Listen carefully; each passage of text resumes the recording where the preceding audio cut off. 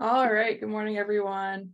We're so glad to have you here today. We're going to be presenting The Women Behind the Women from the First Ladies National Historic Site. And there we go. So the Presidential Primary Sources Project is a partnership between Internet2, the National Archives, and the National Park Service. And it's a project that we put on every year from January through April. And it's a free service for anyone to join. And just a little reminder that by participating and attending in this event, you are agreeing to be recorded. We do record all of our sessions so that we can put them on YouTube so people can watch them whenever they would like. And so this is just a reminder that this will be recorded and then put on YouTube. All right, so we're so excited to have everyone here, and we just wanted to remind everyone that participation is very heavily encouraged. That being said, we do want to make sure that everyone is respectful of our tools. So one of the main things we use is the chat box. So if everyone can find the chat box, it looks like a little chat bubble.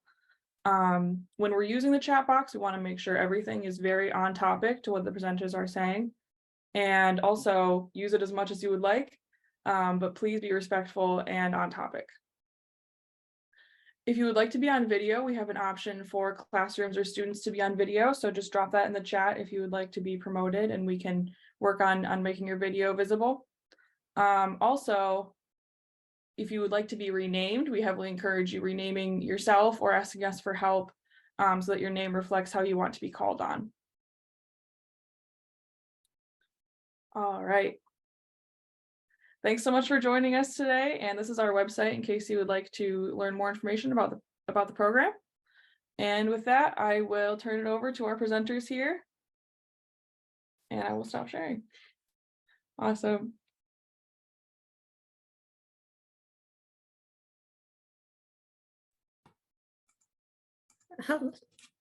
Ooh, excuse me. Hello. My name is Lisa. I'm going to go back and make sure everything is sharing appropriately. And I am coming to you from First Ladies National Historic Site. Oh, we lost your PowerPoint. So screen sharing has stopped. Yes, it has. Okay. Go back. Share screen.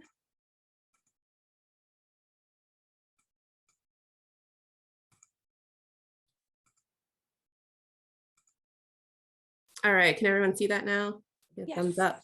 All right. So I'm back. I'm from First Ladies National Historic Site, and that's in Canton, Ohio, which if you don't know where that is, it's about an hour south of Cleveland.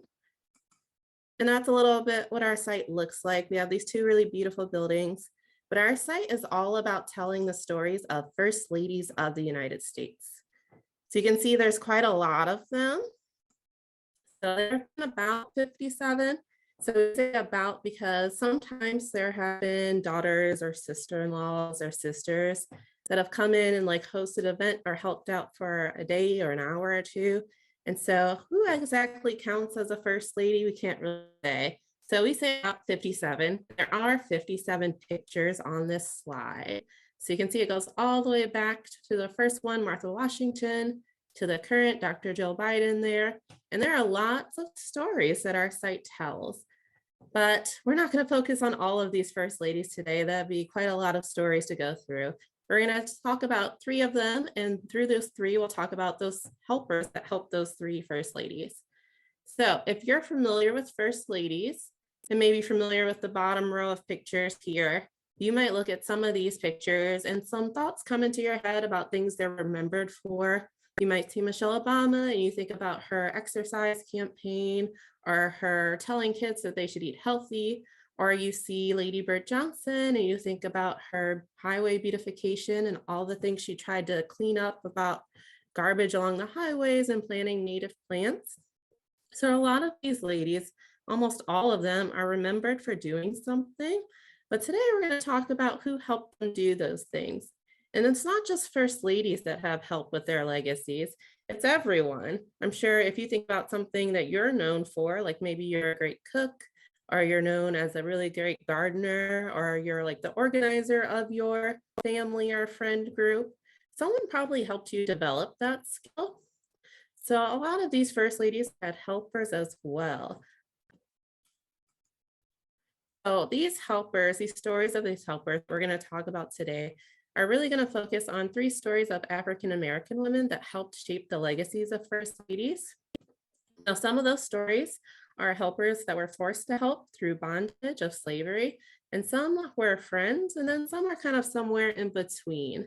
So as we go through these 3 stories, we're going to move throughout a large time in American history from the very beginning to the 1940s. So we're going to talk about some tough things like slavery and civil rights, but these stories are important. I just want to give you a little warning before we go through them. So here are those 3 that we're going to talk about. 3 first ladies here. We have Martha Washington, who is wife to President George Washington, Mary Lincoln, who is wife to President Abraham Lincoln, and then Eleanor Roosevelt, who is wife to President Franklin Roosevelt. So these first ladies are pretty well known, some of the most popular presidents of our time, and so their wives get pretty well remembered as well. So with these 3 women, we're going to talk about these other 3 people. So there by Martha Washington, we have Ona Judge. That was her enslaved personal maid. By Mary Lincoln, we have Elizabeth Keckley, who was a friend and fashion designer and seamstress. She made a lot of Mary Lincoln's gowns. And then by Eleanor Roosevelt, we have Polly Murray, who was a lawyer and activist and longtime pen pal of Eleanor Roosevelt. So we're going to talk about how these 3 people in front helped shape the legacies of the first ladies behind them. So let's start with the first. Here we have Martha Washington. So Martha Washington is really remembered as being a steadfast partner to the president, even before he was president, when he was leading the American troops in the Revolutionary War. She was known as like a helper to him. She was always there, calm, ready to serve her country in any way needed. So we have some quotes here from some modern institutions about her legacy. And this first one is from the Natural Women's History Museum. And it says, Martha Dandridge Custis Washington served as an example of personal courage in the harsh days of revolution and in a fragile new nation. And then the second one is from the Colonial Williamsburg Foundation. It says, throughout the course of her life, Martha defined and redefined her roles as daughter, wife, and mother, leaving behind a legacy of her accomplishments that are celebrated today. So you can see that's pretty positive feedback. That's a great reputation to leave behind. She's known for her courage in a very hard time. She was a dedicated mother, wife, lots of accomplishments. But how did she get this legacy? So let's talk a little about her early years as First Lady. In May of 1789, she is going to move from Virginia to New York City. And that is where the president's house is originally. It's in New York City, and then it's in Philadelphia, and then it's in DC. But she's moving there in May of 1789, and she's not too happy about this move. She doesn't want to be in New York City, and she doesn't want to be the First Lady, even though it's not called that yet. She doesn't want to have these responsibilities. Let's talk about those 2 things. She doesn't want to be in New York City because New York City is not like her hometown of Virginia. So in her hometown of Mount Vernon, Virginia, she's in an out open air. They're living on this big plantation. It's fresh air. There are not a ton of buildings around them. And then in New York City, it's busy. It's dirty. It's busy with carriages instead of cars and buses. So that means those horse-drawn carriages are leaving behind mud and manure. So it's dirty, it's stinky. She doesn't like this at all. And then being the First Lady means there's a ton of pressure on her. She becomes one of the most famous women in the country. In fact, on her travels from Virginia to New York, she writes a letter to her aunt, and she kind of says, it seems that I've become this great somebody. She can't believe that at every stop, people are recognizing her as the president's wife. So it's clear on this journey that her life has changed. And then when she arrives in New York City, there's all this pressure about hosting at the president's house. And there's a lot of pressure because this is the very first president of this new country. So they have to do a lot to appear legitimate, but not too formal that they appear like a monarchy. So Martha Washington has a big task ahead of her. So given all this pressure and all these changes and all the demands as life as the first lady, how did Martha Washington excel in this role and become such a beloved figure today? Well, she had help. And among others, on her or with her from the journey from Virginia to New York City was 16-year-old Ona Judge. So Ona Judge was the enslaved personal maid of Martha Washington. So let's talk about Ona's early life. So she was born on the Mount Vernon plantation, and she was a dower slave. So that's going to be significant to our story. So I can explain what that is. So Martha Washington was actually married once before George Washington. She was married to a man named Daniel Custis. Daniel Custis was super wealthy. He owned a lot of land, a lot of people. He was a very big deal in their hometown in Virginia. And so when Martha Washington married him, she became a manager of a very large household. Then unfortunately, Daniel Custis dies, but him and Martha had children together. And so when he dies, Martha becomes like the temporary owner of a lot of his things, because really his children are going to inherit those things. So that means some of the enslaved people were not actually the Washington's property. They're just the temporary holders of those people until Daniel Custis and Martha Washington's children can inherit things from their late father. So that was true for Ona Judge. She was a dower slave, meaning she was originally the Custis property. So she lives on this plantation at Mount Vernon. When she's 10 years old, she moves into the big house. So she moves away from the small slave cottages and into the big house because she's a really good seamstress, which means she's good at sewing. So Martha Washington loves that she's a great seamstress and she can help her with all of her clothing. So she moves her into the big house. She even gets her own room. So although life in the big house is probably a little more comfortable than life in the slave quarters, there are some negatives to living in the big house. So she was spared the physical labor of working in the fields all day and living in those cottages, but she gained the emotional labor of living with Martha Washington and the Washingtons 24/7. So that means there's really no time off for Ona Judge. If Martha Washington needs her, she can get to her at any time. So back to our story, Ona Judge is with Martha Washington as they're moving from Virginia to New York City. And again, she's only 16 years old when she is making this move. So that means she's leaving behind a lot of her family at Mount Vernon. And she's just moving with a few other enslaved people in the Washingtons into the president's house in New York City. So Martha begins hosting these receptions. And again, there's a lot of pressure on her because there's a lot of concern that Martha Washington is going to become like a queen-like figure, which this country doesn't want. They don't want anything resembling the monarchy at all. So she has to hold these receptions pretty frequently, like twice a week, to show that this is a new, open, democratic government that anyone can come in and meet with the leaders of their country. So this meant there's a lot of pressure on Martha. You know, that's a pretty grueling schedule. And if there's a lot of pressure on Martha, there's probably a lot of pressure on Ona Judge because she had to also work as hard as she could to make sure that Martha Washington succeeded. And so let's take a second to talk about this image of Ona Judge that we have been looking at. So standing behind the actual portrait of Martha Washington is the silhouette of Ona Judge.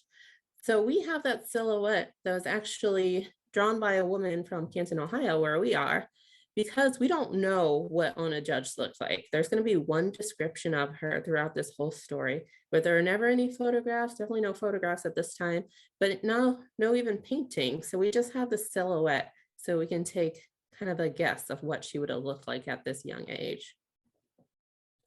So as Martha Washington is living in the president's house, Ona Judge has to be available day and night for all of Martha Washington's physical and emotional needs. When Martha Washington wakes up, Ona is there. She helps her put on all of these elaborate clothing you see. Even her famous little silk bonnet there is secured by Ona Judge. And then when the day is nearly over, Martha Washington goes back to her room, and guess who has to be there waiting? It's Ona Judge. She has to help her get out of everything. And then at some points, it's reported that during this time, they would pray together. But years later, during an interview, when Ona is nearly 80 years old, she denies that that's what they did. So that leaves us to wonder, what did Martha and Ona talk about when they were alone? Because they spent a lot of time alone together. And while neither Martha or Ona Judge would leave behind any indication of what words they shared, we do know a little about Martha's mental state during this time because she wrote letters to other family members. So this gives us a little insight into what life was like for Martha Washington during her time as First Lady. This is from a letter to her niece. I live a very dull life here and know nothing that passes in the town. I never go to the public place. Indeed, I think I'm more like a state prisoner than anything else. There is a certain bound set for me which I must not depart from, and as I cannot do as I like, I am obstinate and stay at home a great deal. So I'll ask, does anyone who's really happy with their life describe themselves as a state prisoner? It seems that Martha was probably pretty deeply unhappy during this time when she had to live in these different places and have all these responsibilities kind of hoisted onto her. So what does that mean for her closest confidant? You know, Ona Judge is the one who's there with her all of the time. And if Washington is really unhappy, Ona Judge is probably taking on the brunt of that, of trying to cheer her up. That's a lot of pressure for a young teenage girl who's really going to remain a teenager during the times that she is with the Washingtons. And we know Ona Judge was asked later in life if she ever missed her time with the Washingtons, and she says, "No, I am free." So I think that tells us a lot about what she thought about living with them. But our story is going to continue because now the capital has moved from New York City to Philadelphia, Pennsylvania. And so all of the inhabitants move with them to Pennsylvania. And this is pretty significant because Pennsylvania has a law that is a lot different from other states. And it is, if you're an enslaved person that moves to Pennsylvania and you have 6 months of residency, you can claim your freedom. So this is a big deal to all of the people that were enslaved by the Washingtons who have now moved to Pennsylvania. And the Washingtons know about this law. Everyone knows about this law. So what they are doing is they are moving their enslaved household back to Virginia less than every 6 months so that no one in the household would be able to claim their freedom. And that is true for Ona Judge as well. But this also means that in Philadelphia, there is a large population of free Black people. And so Ona Judge actually has a luxury that was not common among other enslaved people. She had free time. Since the Washingtons are getting busier and they have a lot of obligations, it gives her a couple hours here and there to kind of do what she wants to do. And she starts spending time out in the neighborhood, going to places where other free Black people congregate. And here she makes friends. And it's among these people that she comes up with a plan to escape. So there is another reason that she wants to escape other than just deep unhappiness about her life with the Washingtons. There is a plan coming up that Ona Judge is going to have to be inherited by Eliza Custis, who is the granddaughter of Martha Washington and would be the granddaughter of her late husband, Daniel Custis. And Eliza Custis is not known as an easy person to be around. So Ona Judge really does not want this to happen. And so that is really one of the big motivating factors for her planning her escape. And she does escape. She runs from the president's house on May 21st, 1796. So I have a quote from her here. "While they were packing up to go to Virginia, I was packing to go I did not know where. I knew if I were to go back to Virginia, I would never get my freedom." So Ona Judge makes an incredibly dangerous decision to escape. Not only is it hard for any enslaved person to run from their owner's house, imagine how hard it is for someone who is living in the president's house, how hard it would be to get people to help you. But that is what she does. She manages to run.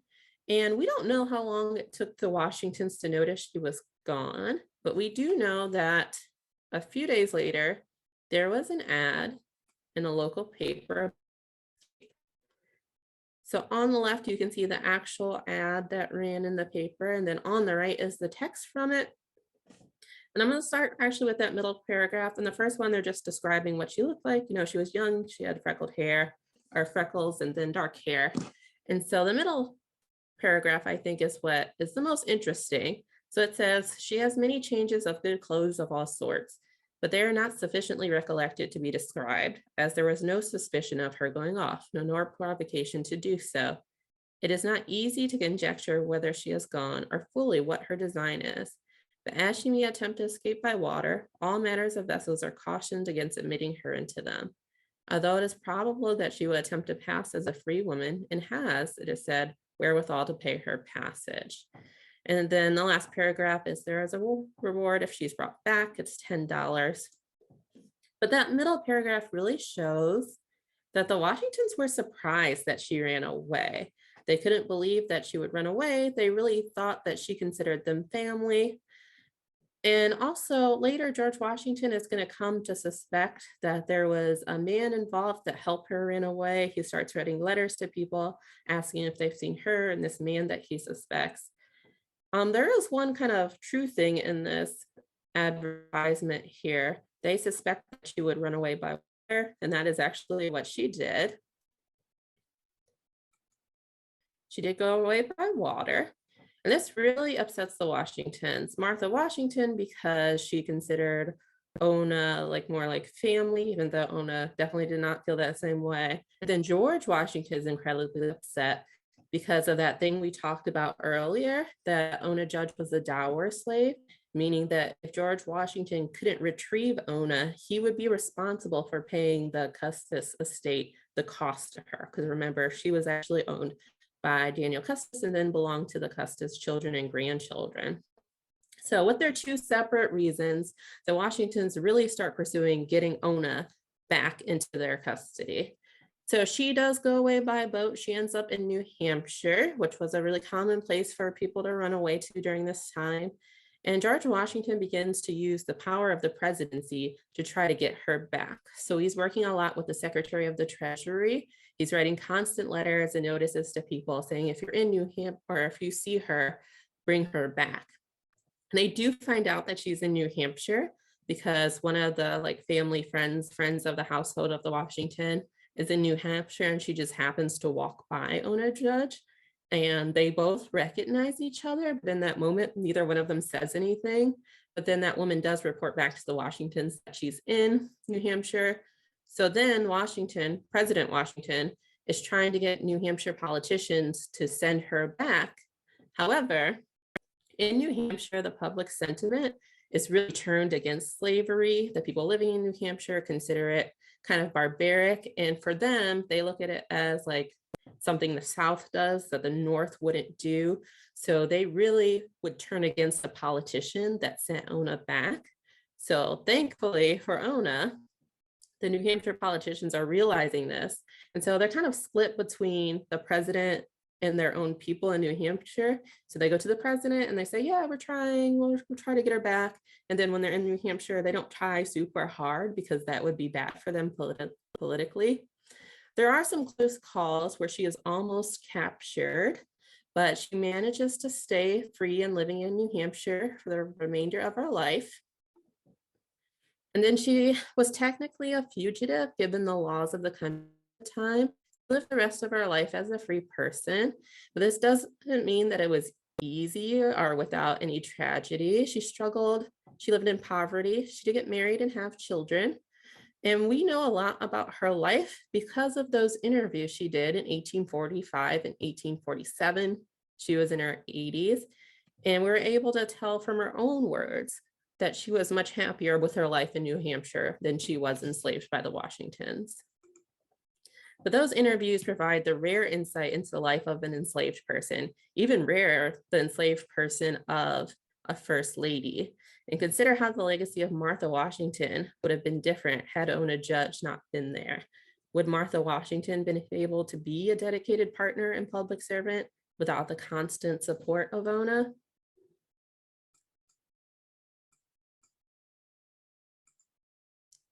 All right, I'll take a pause here to check the chat to see if we have any questions. So at this time, the Washingtons did not live in the White House. No, the White House didn't exist yet. So they are kind of moving around. They lived in what was called the President's House in New York City and Philadelphia, but nope, they never lived in the White House. Our next story is going to take place in the White House, though. And yeah, if anyone has any questions about Ona Judge or Martha Washington, now's a good time to ask. And I'll say, if you want to read more about their story, there is a book called Never Caught, which tells the story of Ona Judge. There are plenty of more details that I just didn't have time today to go over, but it's a very exciting read. It also includes the original interviews, so you can see Ona's story in her own words. And then if you don't have any right now, or if you're still typing, I'll start on our next one, which is going to be Elizabeth Keckley and Mary Lincoln.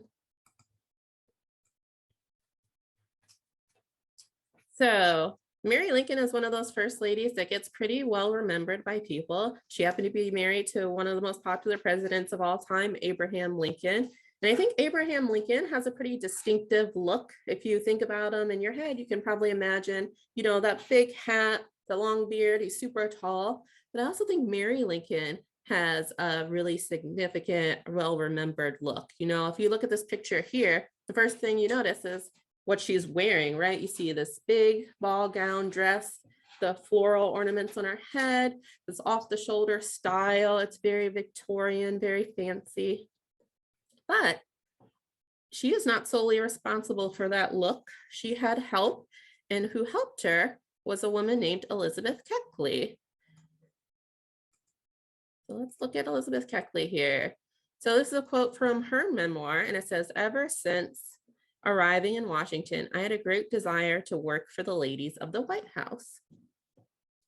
So that is something she accomplished, right? We know that she works with Mary Lincoln. She also worked with some other really famous women at the time, like Verena Davis, who was the wife of Jefferson Davis. She also sewed for other politicians' wives. And it's important to know that she didn't work for them. She had her own business and they sought her out. So that's really unique for especially African-American women during this time. And it's really impressive for Ona, given the early days of her life. So let's talk a little about the early days of her life. She also was born into slavery. She was the only child of her mother, and her mother had a really, really big job.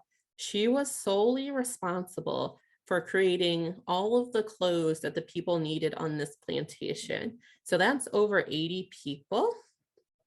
So that's 80 different bodies, 80 different needs, 80 different jobs those people are doing. And so since Ona's mother was responsible for making all of those clothes, since Elizabeth's mother was responsible for making all of their clothes, Elizabeth helped her. And that's really how she learned to sew really well. She learned to fit things to people's bodies so that it fit them perfectly and they can move in them and everything. And it was just like the perfect clothing for each person. And she had to make those clothes for a long time. And so in our memoir, Elizabeth describes her childhood as pretty eventful. You know, when she was 4 years old, she began her kind of service, and what she was responsible for was caring for an infant. You can imagine a 4-year-old, a little toddler, being responsible for caring for a baby. You can probably imagine that it didn't go very well. And so Elizabeth would get in trouble a lot because she wasn't doing a good job caring for the baby. And on top of that, like we talked about, she was sewing clothes constantly. And then at some point, she also has a son. So really in our little family group, it's going to be Elizabeth, her mother, and their son. It's a pretty small family given this time period. So as an adult, Elizabeth and her little family group are moved to St. Louis. So she is still enslaved, but now she has become the property of her owner's daughter and her new husband. So now that two couple has moved to St. Louis. And the husband wants to be a businessman. You can tell by this picture, St. Louis is a place where there are a lot of new businesses happening, but he's not doing too good in business. Things aren't going well for the husband. And so the family is running out of money, running out of food, running out of resources.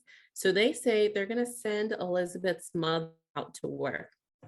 This is really upsetting for Elizabeth because her mother is elderly. Her mother's really old. She doesn't want her mother working, especially in the new city where she doesn't know these people. There could be a lot of danger for her mother. And so, what Elizabeth says is, I will go out to work and I will make enough money to support this entire house so that my mother doesn't have to work. And so her owners agree, and Elizabeth goes out to work and she starts making dresses. Again, she is excellent at making clothes. So all the women in St. Louis want a dress by Elizabeth Keckley. So she makes enough money selling these dresses that she can support a household of 17 people on her own. So that's a huge accomplishment. And so she also makes friends during this time. And so a lot of those friends are very wealthy, very rich women who love her dresses. And she comes up with a plan with those women. She says, if you give me money to buy my freedom, at this time it's just Elizabeth and her son, her mother has passed on. And she tells those women that I will pay you back. You know that I can make this money. I just can't make it right now because none of the money that she makes doing her business is hers because she's still enslaved. It goes to her owner. So the women agree, they give her the money. And at that time, it was $1,200. In our money, that's about $40,000. So it's quite a lot of money. That's like 2 cars worth of money. So they give her that money. She is able to buy herself and her son, and they have their freedom. And then within a few weeks, she makes that money back because she is selling those dresses that are so popular and she's able to repay them. So in that way, she was really able to pay for the freedom of herself and her son just because she was so skilled. And so from St. Louis, she eventually makes her way to Washington, D.C. And that brings us back to the beginning of our story here, where she's in D.C. She's working with the most famous women in the town. And one of those women who wants the attention of Elizabeth Keckley is First Lady Mary Lincoln. So she brings her in for what is essentially an interview. There are a few other women there interviewing to make dresses for the First Lady. But as soon as Elizabeth Keckley goes to the back room to talk directly with Mary Lincoln just asks her outright if she can do her work in making her dresses. And this is a quote from Mary Lincoln to Elizabeth Keckley, and it says, "Can you do my work? I trust that your terms are reasonable. I cannot afford to be extravagant. We are just from the West and are poor. If you do not charge too much, I should be able to give you all of my work." So that is exactly what happens. Mary Lincoln becomes a customer of Elizabeth Keckley's, and Elizabeth Keckley starts making dresses. So let's look at some of those dresses. So here we have 3. You can see they're all like the ball gown, Victorian style. And every season, Elizabeth Keckley is going to make about 15 dresses for Mary Lincoln. A lot of them were off the shoulder, a style that we saw in the first slide of that picture. This one in the middle is really famous because there are photographs of Mary Lincoln in this gown. I see someone in the chat says they like the third one. So Elizabeth Keckley had help making these dresses, so she could make them very quickly. She actually employed about 20 other seamstresses. So she taught them to sew in the same way that she knew how to sew so that they can make dresses just like she did. So they could turn one of these around very quickly. And that was what she was known for, making them tailored, which means it's fitted right to your body perfectly. So these are really one of a kind. It's made specifically for each person. Even she gets a fan in President Lincoln. He looks at the first dress that she made for Mary Lincoln, and he can't help but compliment how lovely Mary Lincoln looks in it. And although she is an extremely talented seamstress and dressmaker and designer, that's not the only thing Elizabeth Keckley does. So she had arrived in Washington, D.C. She was lucky enough to have like a business and a reputation for herself, but that was not true for a lot of other formerly enslaved people. A lot of people were arriving in D.C. and they had no money, nowhere to go, no idea of how to get a job, barely any clothes. So Elizabeth Keckley starts an organization that helps people who are arriving to DC who were formerly enslaved. And she has some supporters of this new organization. The first two people to donate to her are her friend Mary Lincoln, and then Frederick Douglass as well donates some money so that she can help this organization. And it's one thing that she can help these people with is she can immediately get them some clothes. So she does a lot, not just in making dresses, but by helping people who come from less fortunate circumstances than her. And although she is incredibly successful, beyond probably what she can imagine for herself, she really struggles to forget her early life and the things that happened to her when she was younger, when she was enslaved and living on that plantation with her mother. And this is a quote from her Troubles of Remembering Things. It says, "I cannot forget the associations of my early life." So to me, that probably means that there was like a little bit of sadness to Elizabeth Keckley, that she remembered how bad her life was originally. And maybe that is something that helped connect her with her friend Mary Lincoln, because Mary Lincoln has some secrets of her own. So Mary Lincoln was known for loving nice things. She loved Elizabeth Keckley's dresses, but she also liked furniture and accessories. And so she had run up quite a bit of debt. So she owed about $27,000 in their terms. So that's a lot more today. And she thought that she would have a lot of time to kind of settle these debts. She thought that her husband was going to be president for a lot longer than he was, and he did not know about these debts. You can see from the second part of this quote, it says, "To keep up appearances, I must have money, more than what Mr. Lincoln can spare for me. He is too honest to make a penny outside of his salary. Consequently, I have had and still have no alternative but to run in debt." So her husband doesn't know that she has run up in all this debt and she thinks she can settle this, but she shared this with Elizabeth Keckley because they're friends. But as we know, Mary Lincoln doesn't have as much time as she thinks she has. President Lincoln is assassinated on April 14th, 1965. So she's not only devastated by her husband's assassination, but then she has this extra burden of knowing that she is in enormous amounts of debt, and now she has to figure that out on her own. And as soon as she hears that her husband is not going to make it through that assassination, she calls for Elizabeth Keckley, and they spend a lot of time together and trying to get Mary Lincoln to a better place. She even leaves the White House with Mary Lincoln and moves to a little suburb outside of Chicago for a while to get her resettled. And then Mary Lincoln has more issues. She needs more money. She has all that debt, but now she has to provide for herself and her two remaining children. So her and Elizabeth Keckley come up with a plan.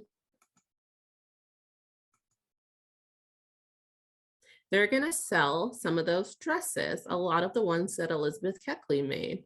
You can see this quote from Mary Lincoln: "It will not be startling news to you, my dear Lizzie, to learn that I must sell a portion of my wardrobe to add to my resources.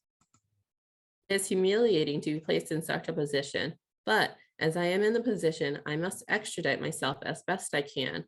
Now, Lizzie, I want to ask a favor of you. It is imperative that I should do something for my relief.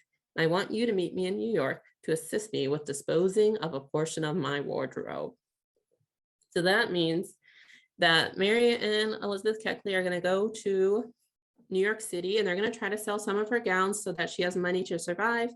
However, Mary Lincoln doesn't want people to know that she is selling her gowns. So she is going to kind of go in disguise to these stores and try to sell them, but she's not getting the price that she wants on them, because to the stores, these are just regular dresses. But Mary Lincoln knows that they were dresses worn by the First Lady. They were worn by President Lincoln's wife, so they deserve more money. So in a bit of frustration, Mary Lincoln kind of tells one of the store owners that this is my dress and you should pay more for it. This was Mary Lincoln's dress. And so the store owner does pay more for it, but then he tells the stories to the newspapers and Mary Lincoln is humiliated. There are articles about how poor she is and how the president's wife is living in poverty. And so that only gets worse when Elizabeth Keckley writes a memoir. So she writes a memoir all about her life, her early life, her enslaved years, her time in St. Louis, and then moving to DC and starting an organization and selling dresses to all the most popular ladies of DC.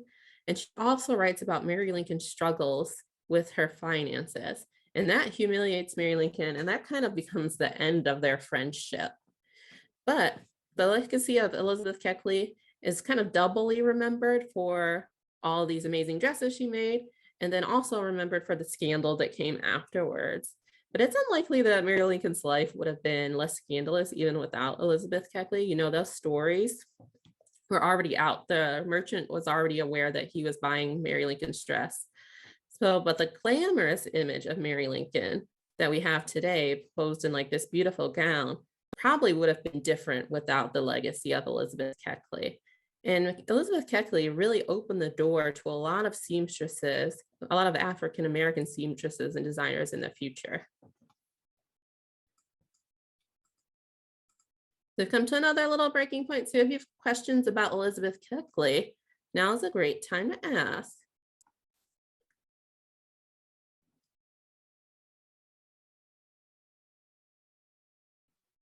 Yeah, I see there was a question about Ona Judge that I missed from the last thing. And it says, why did Ona Judge want to run away from the Washingtons? That's a great question.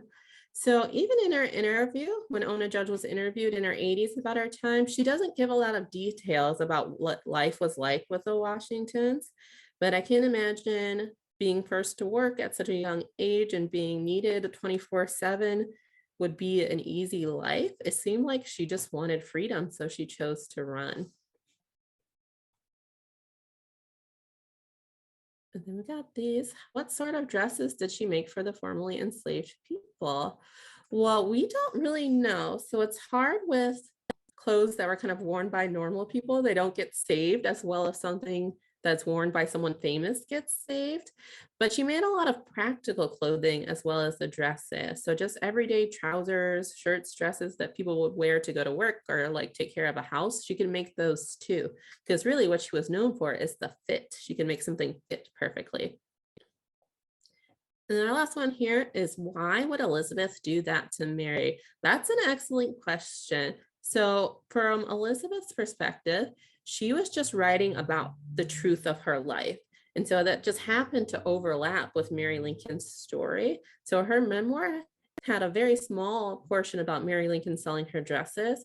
But when she was asked why she would include that and kind of expose the secrets of Mary Lincoln, she said she wrote it in a way to defend Mary Lincoln, that she was doing her absolute best to take care of herself, and that if that involved selling the things that she owned, that she would sell them so that she could survive. So from Elizabeth's perspective, she was kind of in defense of Mary Lincoln, but a lot of people didn't see it that way. In fact, after her memoir was published, she was run out of DC. People didn't want to buy from her anymore. People didn't want to support her organization. And she actually came to Ohio, where I am now. She came to Southern Ohio, so a little bit south of us. She moved to Wilberforce, Ohio, and she worked as a teacher at a school, and she taught other people to design and sew as well as she could. And yeah, so she lived quite a long time. She lived into her 80s, and I think she had a kind of happy second life there in Ohio being a teacher. And Lincoln, we have a question here. When was Lincoln assassinated? He was assassinated on April 14th, 1865. All right, we're going to move on to our third and final story. We have Eleanor Roosevelt and Pauli Murray. So when we talk to people about first ladies, almost always someone brings up Eleanor Roosevelt. She is one of the most popular first ladies of all time, frequently ranked as one of the most inspiring women of all time, even outside of first ladies, just in general. She leaves behind a really powerful legacy of being someone who would stand up for what she believed in. She frequently would advocate in support of women's rights, civil rights, labor rights, whatever she believed was important. She wasn't afraid to speak up for what she believed in. And that's kind of surprising given this role and also her early life. You know, she is a Roosevelt, which means even before she married Franklin Roosevelt, she was the niece of a former president. She was the niece of Teddy Roosevelt. She grew up super wealthy. She grew up in New York City. She went to prep schools. She could have lived a life where she did not have to be involved in any social causes or issues. She just lived the life of like whatever she wanted. But that is not what she ends up doing. And so I think she kind of ends up being this advocate because she surrounded herself with people who are different from her, not only just different in race and class, but different in ideas and theories about the country. And while there are many people in her life that offered her suggestions and critiques, there is one that really stands out to me. And through her correspondence with the young lawyer, Polly Murray, we can see the huge impact that Polly had on her. You see this quote from one of Polly's letters to Eleanor. It says, "But if you feel as I do, I hope you'll convey the idea to somebody about it." And that really gives us a good idea of why Polly is writing to Eleanor. She wants to get her ideas out as soon as possible. So the first time that Polly wrote to Eleanor was on December 6th, 1938.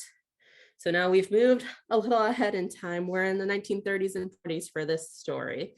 So she's only 28 years old. Mary has just finished her time in kind of a junior college, and then she finished like an undergrad program. So now she's looking at becoming a lawyer, and she wants to go to a school in her home state. She wants to come back to North Carolina. She had been living in New York.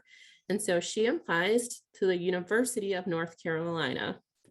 However, this is not going to go well for Polly because at that time, the University of North Carolina has a policy of not admitting African-American students, especially not to their law program. But this policy is being challenged by some organizations like the NAACP, and Murray kind of sees a possibility that she could get in if they challenge this, and she could go to law school in her home state of North Carolina. And so something happens in between her applying. It's that she sees President Franklin Roosevelt, or FDR, give a speech at UNC, his alma mater, talking about what a great school it is. So this really upsets Polly because she is not going to be accepted into UNC, and she sees the president saying what a great school UNC is. You can imagine what that feels like to have a place reject you based on your race and then seeing someone else say what a great place it is. So she writes a letter. She writes a letter to both Eleanor Roosevelt and to FDR, so both the president and the first lady. She wants both of them to hear about this injustice. So I have part of our letter here, and I'm just going to start at that middle paragraph again. And really, well, I'll start at the top. Really, she's talking about him, how he placed his approval on this institution. However, this institution is not admitting people based on their race. So what does that mean for her and people like her? And so this is just a small part of that letter. It was pretty long, and she was known for writing long letters. In fact, she got kicked out of her first apartment because she was typing on the typewriter so loud that it was disturbing her neighbors at all hours of the day. So yeah, this is one small part of the letter she sent. And we don't know if President Franklin Roosevelt read it, but we do think Eleanor Roosevelt read it because a few days later, Eleanor is going to write in her My Day column about receiving letters from people about the state of the country. So if you don't know, Eleanor Roosevelt would write a column every day called My Day that appeared in the newspaper, just about what had happened in her day and some reflections on it. So in the My Day column that appeared a few days after she received that letter, Eleanor is really reflecting on the state of the country, given some things she had just experienced. She had just gone to a dinner to celebrate the United States welcoming in Jewish refugees during this time. And so a lot of people were giving speeches about how good it was, how great this country was, and welcoming these people, and what an accepting land it was. But she had just received that letter from Polly Murray. So this is what she wrote as part of her My Day column. Are you free if you cannot vote? If you cannot be sure that the same justice will be meted out to you as your neighbor, if you are expected to live on a lower level than your neighbor and to work for lower wages, if you are barred from certain places and from certain opportunities, it seems from my mail that there are people who in this country who do not feel as I do about having personal freedom, even though I might agree that they are better off than they might be somewhere else. So you can see that she is really reflecting on those two things, being at that dinner or at that meeting and then getting the letter from Polly Murray. But they're also going to interact again in a few years. If we go to 1940, so we've moved ahead 2 years, and Polly Murray did not get into UNC. They did not admit her. But now she's going to be in another incident. So she's traveling from her current home in New York City to her hometown in North Carolina. And so she has to take a bus with a friend. And then when this bus crosses the kind of the southern state line into Virginia, segregation is the law. So Murray and her friend have to move to the back of the bus. So when that happens, they move to the back. They notice that there's something wrong with their seat. And so they notice no one's sitting in front of them. So they just move back to where they were. This causes an uproar. The bus driver stops the bus. He calls the police. He tells them they have to move back. They move back. And then it seems like everything's settled down. And then once the police are gone, the bus driver passes out incident report cards. So something happened on the bus. Now they have to collect information about how people feel about this, what people saw. And so they give cards to everyone except the back section of the bus. So none of the African-American passengers are allowed to fill out what they think happened in this incident report.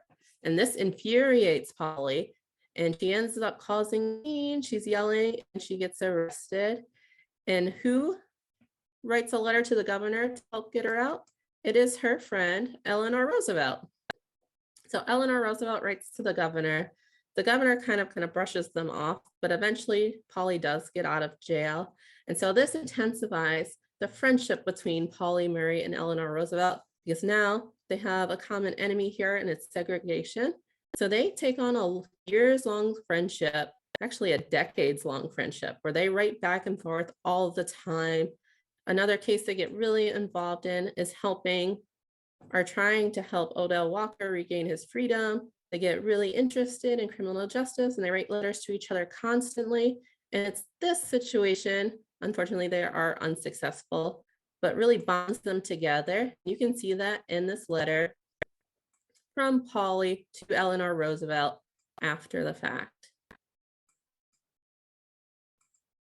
With all the heartache of those that were convinced from the start Odell Waller was no murderer, I send you this dying statement. Your compassion during those 2 trying hours on Wednesday night and the magnificent effort you put forth in behalf of our delegation made us known that you were bearing our burden with us and softened the steel which entered our souls.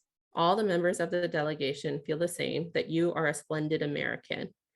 So you can see that is really when they become great friends. And Polly Murray is one of those people that is able to help influence Eleanor Roosevelt and help make her the activist that she is known today as.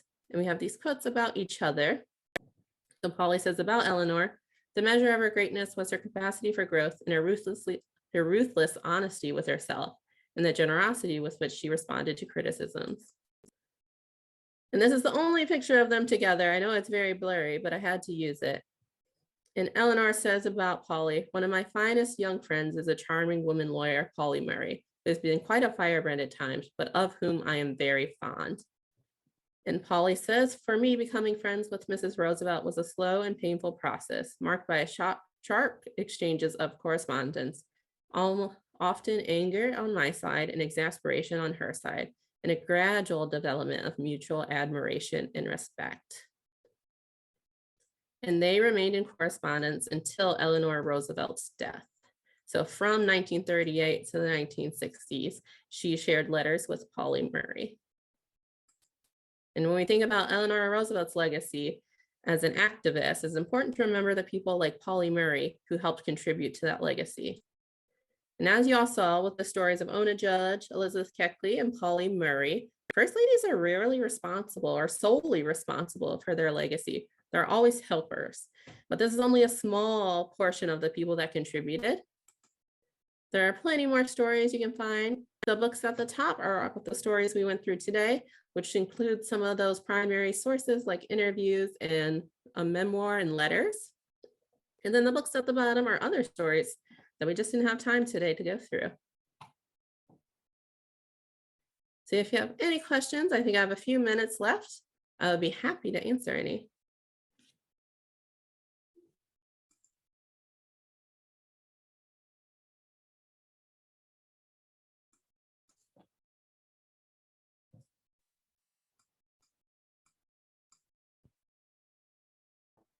I see one here. Wasn't FDR kind of mean to her? They had kind of a very intense political relationship.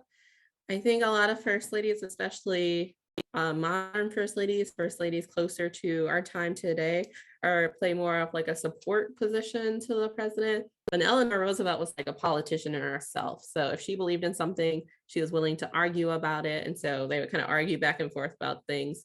And the relationship seemed more like political than, I guess, romantic.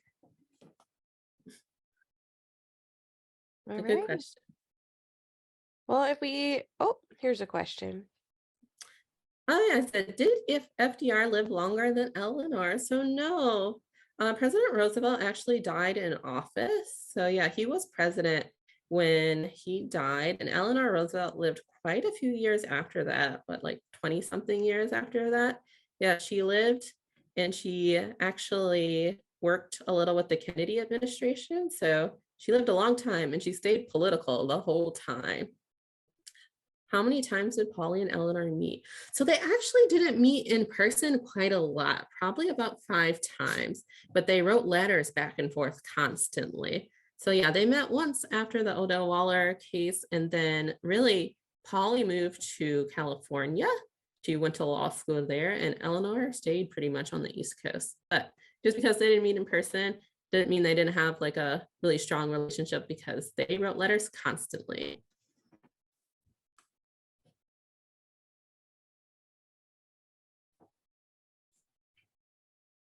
All right. Well, if there are no other questions, I just want to thank everybody who attended. Thank you for coming and for participating. And to our presenter, thank you so much. We really appreciate your time and all your wisdom, Lisa. Thank you for sharing all this with us. We really appreciate it. Sure, no problem. Thanks for coming. All right. Everybody have a great afternoon. Thank you.